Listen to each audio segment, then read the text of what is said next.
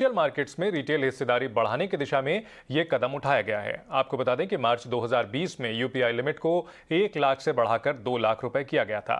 ज्यादा जानकारी के लिए एक बार फिर चलते हैं हमारे सहयोगी अंकुर मिश्रा के पास। अंकुर, आरबीआई का यह कदम कितना फायदेमंद साबित होगा, खासतौर पर रिटेल निवेशकों के लिए? जी हाँ, रिजर्व बैंक ऑफ इंडिया की तरफ से यूपीआई को लेकर कई अनाउंसमेंट हुए हैं इस बार पॉलिसी में।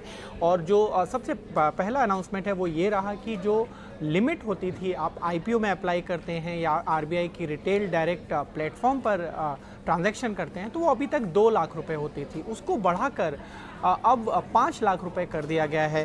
साथ ही साथ आरबीआई ने ये भी बोला है कि जो डिजिटल पेमेंट्स हैं उस पर एक डिस्कशन पेपर लाया जाएगा कि चार्जेस कंज्यूमर्स को ज़्यादा बेयर करने पड़ते हैं, कम बेयर करते हैं, न सिर्फ कंज्यूमर्स बल्कि कंपनी से भी बात की जाएगी। और उसके बाद आरबीआई उसको स्टडी करेगा और बाद में इस पर रुख साफ करेगा। अभी तक कई बार कंज्यूमर्स कंप्लेन करते हैं कि जो क्रेडिट कार्ड के चार्जेस हैं वो आप कभी किसी शॉप में जाते हैं, वहाँ ट्रांजैक्शन करते हैं, तो वो चार्ज आपको बेयर करना पड़ता है, एडिशनल शायद पैसा देना पड़ता है। तो उस पर एक डिस्कशन पेपर आरबीआई लेकर आएगा।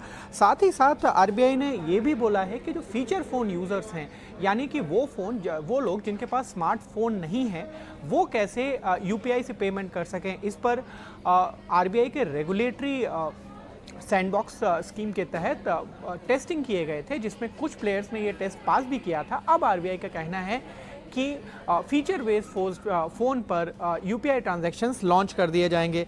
साथ ही साथ सिंप्लीफिकेशन ऑफ प्रोसेस किया जाएगा। जो यूपीआई अभी तक है सिर्फ यूपीआई के प्लेटफॉर्म पर ही आपको एक अलग से पॉकेट दी जाएगी और वहीं पर ट्रांजैक्शन हो पाएगा। तो जो बैंकों पे जो अतिरिक्त भार होता था यूपीआई ट्रांजैक्शन का, वो अब आगे नहीं होगा। तो वो सिंप्लीफिकेशन ऑफ प्रोसेस पर आरबीआई ने जोर दिया है।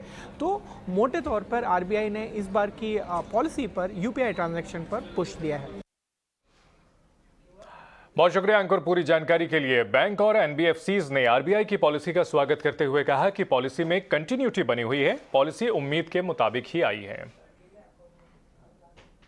हम लोग सरप्राइज नहीं है, हमारे साथ से जो एक्सपेक्टेड था